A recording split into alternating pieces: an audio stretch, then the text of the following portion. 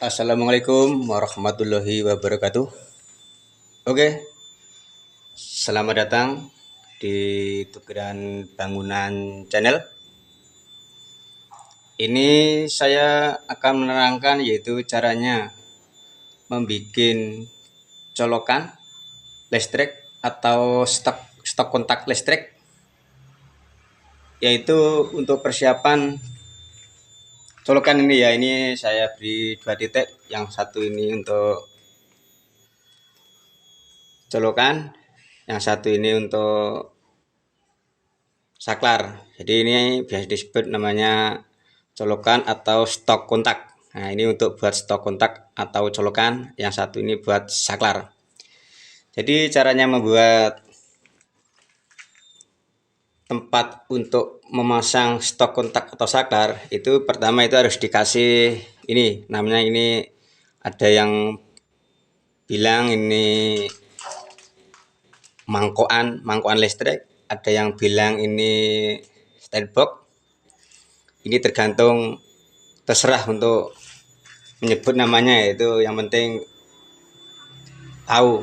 Nah, jadi kalau bikin stok kontak atau saklar, yaitu dengan mangkokannya ini itu harus memilih yang kotak seperti ini ya, jangan yang bulat.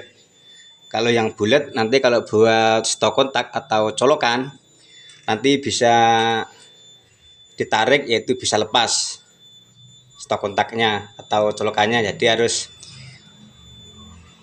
memilih yang model kotak seperti ini. Kalau beli, yaitu belinya sangat mudah sekali, yaitu di material atau di toko-toko peralatan listrik itu sudah banyak sekali.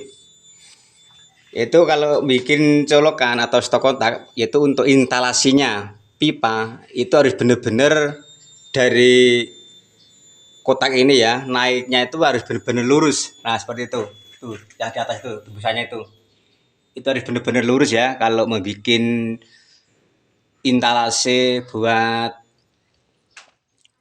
stok kontak listrik atau colokan itu harus benar-benar pipanya lurus. Karena apa? Kalau di dalam rumah kalau nggak lurus takutnya kalau mau dibur untuk misalkan masang apa gitu sangat berbahaya. Jadi kalau masangnya pipa itu lurus, jadi kalau mau ngebor kita tahu posisinya. Itu tujuannya seperti itu ya. Jadi ini untuk pemasangan stok kontak atau colokan, yaitu khususnya instalasi listrik, itu harus disesuaikan, yaitu pipanya itu harus benar-benar lurus, yaitu barangkali mau mengebor buat apa itu biar tidak mengenai instalasinya atau tidak mengenai pipa listriknya ya. Jadi harus benar-benar lurus, itu yang langkah yang pertama. Jadi langkah selanjutnya yaitu cara memilih mangkokannya, itu harus benar-benar yang kotak. Jadi kalau kotak itu buat colokan atau stok kontak itu tidak bisa lepas kalau misalkan mau dilepas colokannya.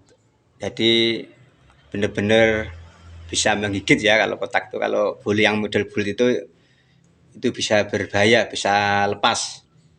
Jadi kalau masang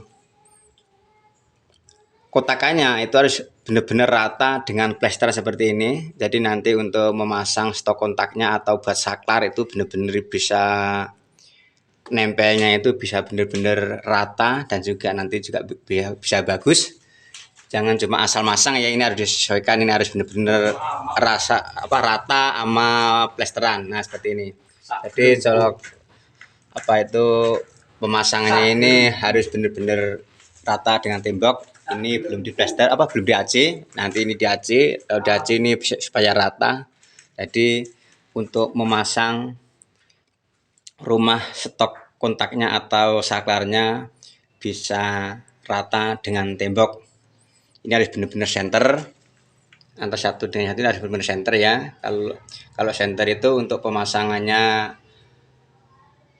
saklar atau stok kontak itu bisa sejajar dan bisa lurus, dipandang itu enak, jadi tidak naik turun, harus benar-benar sejajar.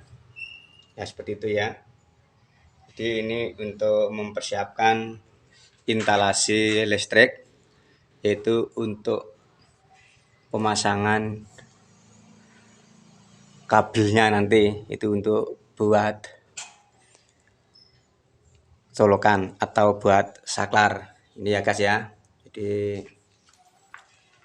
mudah-mudah gampang atau sulit-sulit gampang, tapi kalau memang sudah ahlinya ya sangat gampang sekali.